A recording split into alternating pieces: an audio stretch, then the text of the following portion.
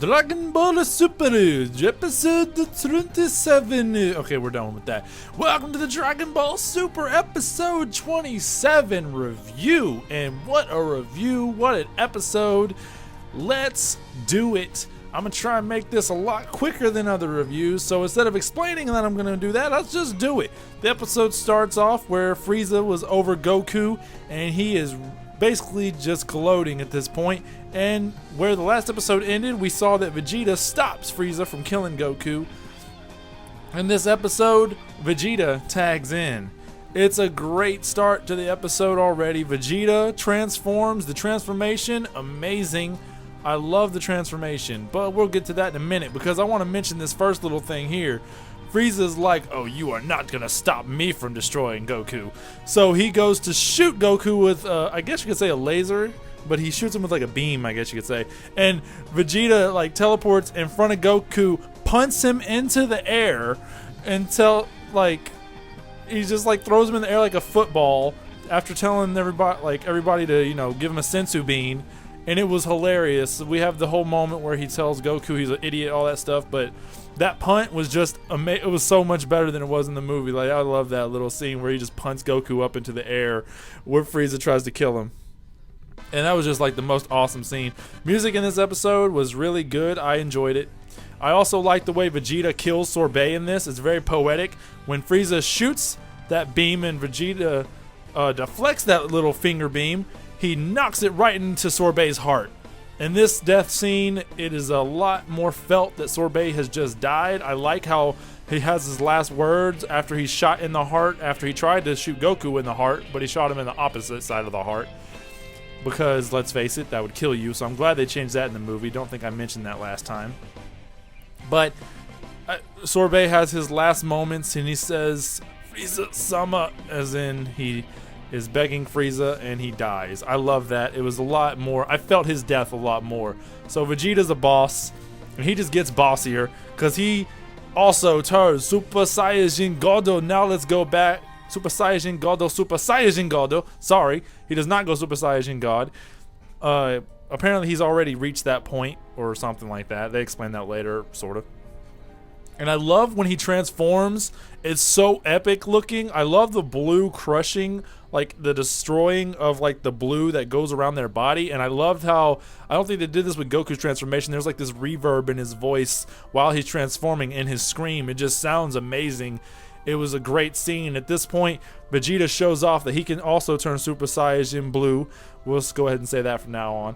Even though, you know, that's only manga that hasn't been made official yet. But maybe we'll get to that. He starts to whoop that ass. Okay, Vegeta in this episode, he just starts to knock Frieza around. It starts off with Frieza trying to shoot ki blasts at him. He has no other things to do. He's too weak. He can't do anything. He just goes, shoots him with ki blasts.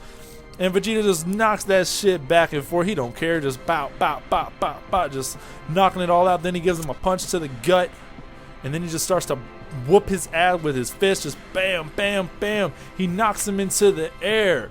He goes up into the air and he starts to beat his ass. Like, this whole scene with the fight with Vegeta was just immaculate. I think the whole production of Super's choreography went to this one little section, and the food in the Super series went to this whole little section where he's just whooping his butt. I had to watch this like 3 times. I was flipping out when I first saw it. Frieza didn't stand a chance, and it shouldn't be any different.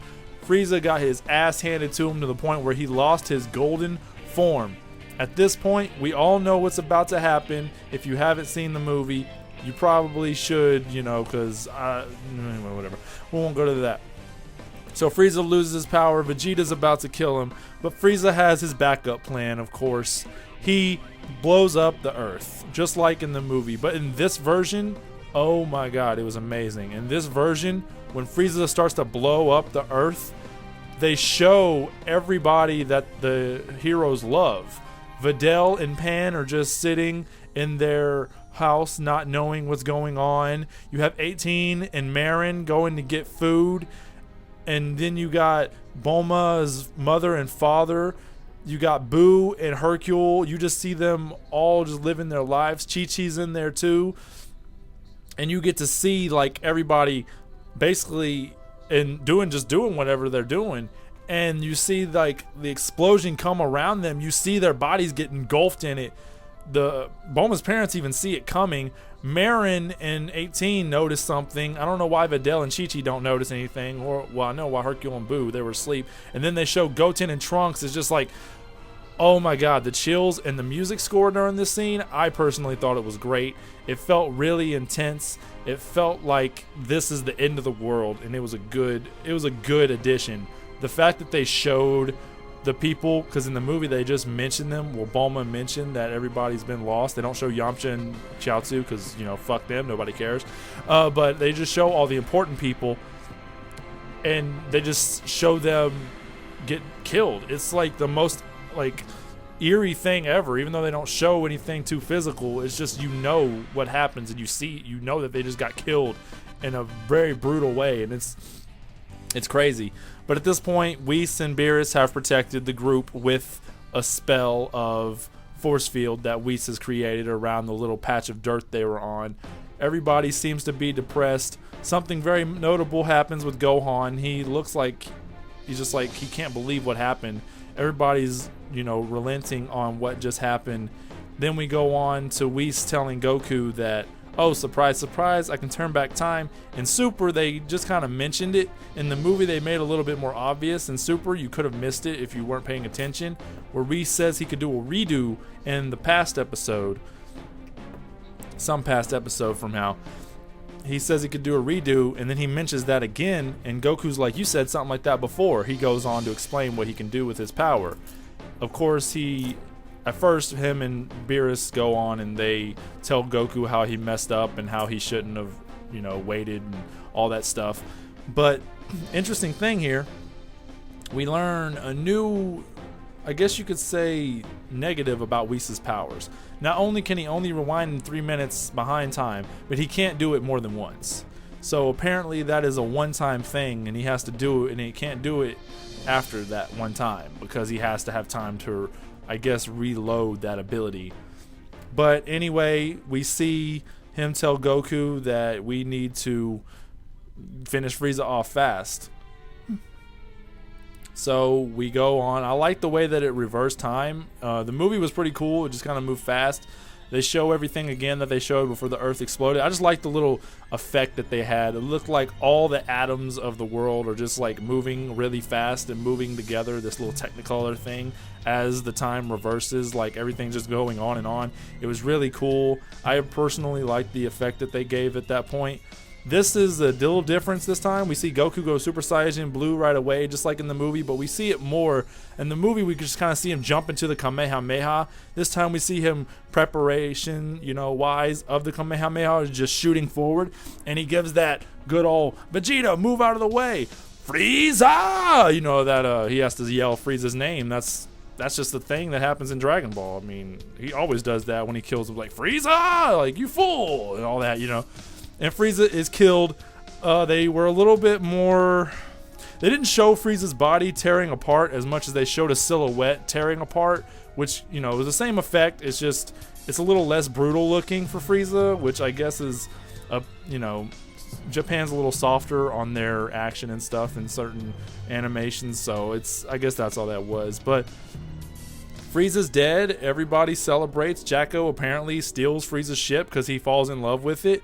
And then we go on, you know, Beerus and Whis are, they didn't put in this part. I want to mention this. They didn't put in the fact that Beerus says something about Frieza destroying Planet Vegeta, and Whis corrects him saying that he was the one that ordered it. It's kind of weird they didn't mention that. Probably not really anything. I thought it would be pretty interesting if Vegeta ever found that out, how he would react, if at all, if he's strong, when he's strong enough, or he thinks he's strong enough to defeat Beerus. But I don't know if they're ever going to do something like that. I just thought that'd be really cool if they did something. But they didn't mention that in Super, so I'm guessing not. Let's see here. Let's go on to the rest of the episode. The rest of the episode is the party. And there's something that Gohan does. There's two moments in this episode that redeem Gohan in every single way for me. He rushes home. And the most touching moment in this episode, and I just love Gohan as a father. He's amazing. He goes up to Videl and Pan. He's like, I'm here. oh, and they're like, whoa, we're okay. And he's like, I'll protect you both. And then he picks up Videl and his baby in his arms, and he just holds them tight, and he's like, I'll protect you no matter what. And I like that because it was just a really touching moment. He redeemed himself after the whole, him getting pushed out of the way with Hercule. They totally ruined the moment when he found out his wife was with child, and they redeemed it with that little moment there. Then we go on at the party. Some time has obviously passed because Piccolo is brought back to life. Goku goes on to tell him about what was going on and what happened after his death. Trunks says a little funny line, which is just hilarious, and I loved it, and I love the reactions.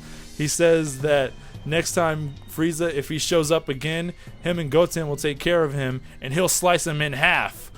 And then everybody just looks at him like, did this kid just... That's what Future Trunks did, and I just thought that was really funny. That was a little shout out to Future Trunks. Kind of funny that present Trunks is saying something that Future Trunks already did in the past, and everybody's just like, what? What did he just say? I thought that was funny. He even says, did I say anything weird? And everybody just starts to laugh. And then we have a funny little moment where Beerus and Whis are getting food, and Beerus gets mad at Whis because he's been eating all this delicious food without him. And we go on to see all the food. It looks so amazing. The budget for Super has obviously gone all into this food right here. Like, just look at all the stuff Goku's eating. This looks I want to eat this food. That's how good it looks. Like, it makes me hungry for food I can't have. But then we go on to my second favorite moment for Gohan, and all the Gohan fanboys rejoice. All the Gohan fanboys unanimously, they scream like little bitty girls at this moment right here where he goes up to Piccolo and says, Piccolo, I want you to train me. I want to be stronger. I want to be strong enough to protect my family.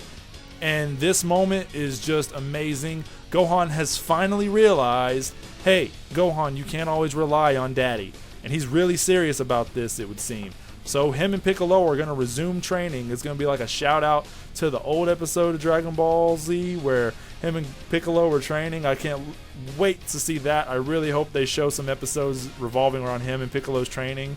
And it's great because I've always thought, like, yeah, Gohan wants to be a smart guy. He wants to be a scholar. That's great.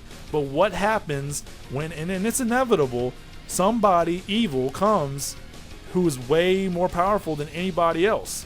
What are you going to do without Goku there? What are you going to do without Vegeta there? This is sometime in the future. Like, what are you going to do? Daddy's not always going to be there to protect you. And he finally has realized, I need to get stronger myself. Piccolo agrees to it, of course. Who wouldn't want to see Gohan get stronger?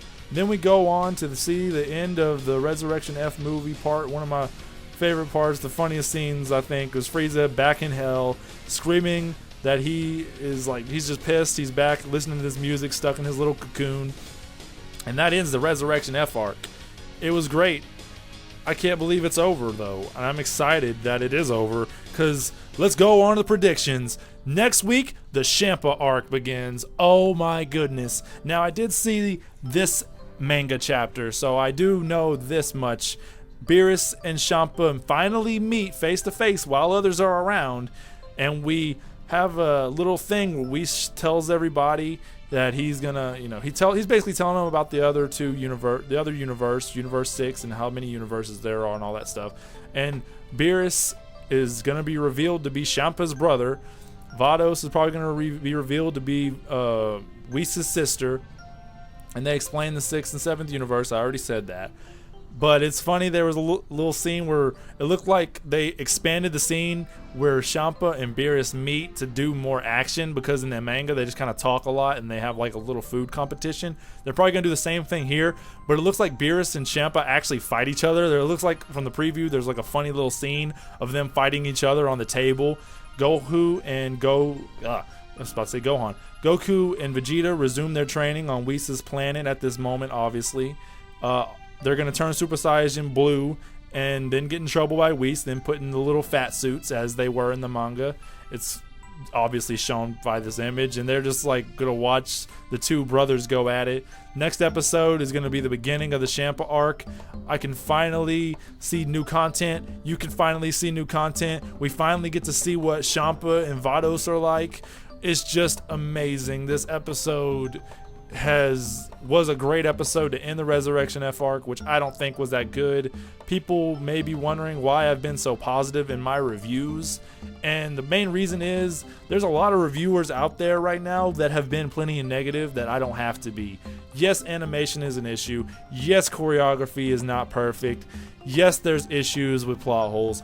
All this stuff is fact, but you know what? These reviews are not about that. If I want to really talk about that, I can talk about that in a separate video if people really want to know my opinion on those things. But the reviews, I'm trying to keep as simple as that. Explain the episode, explain how I feel about the episode. That's it. Yes, animation was horrid in some episodes. I didn't mention it too much, but I mentioned it. But I'm not going to go into detail in these reviews except for this little part right here where I went into detail a little bit. But yeah, that's for its own video. So much for making this video shorter. I think it's running about 16 minutes. So we're going to go ahead and end it right now. That ends the review. That ends the predictions. Next week, I will see you all for the Champa arc. Get excited. I know I am. I can't wait to see it. Oh, it's going to be great. Oh, what a world. Let's do it. Let's leave how we started. Sayonara. Peace, amigos.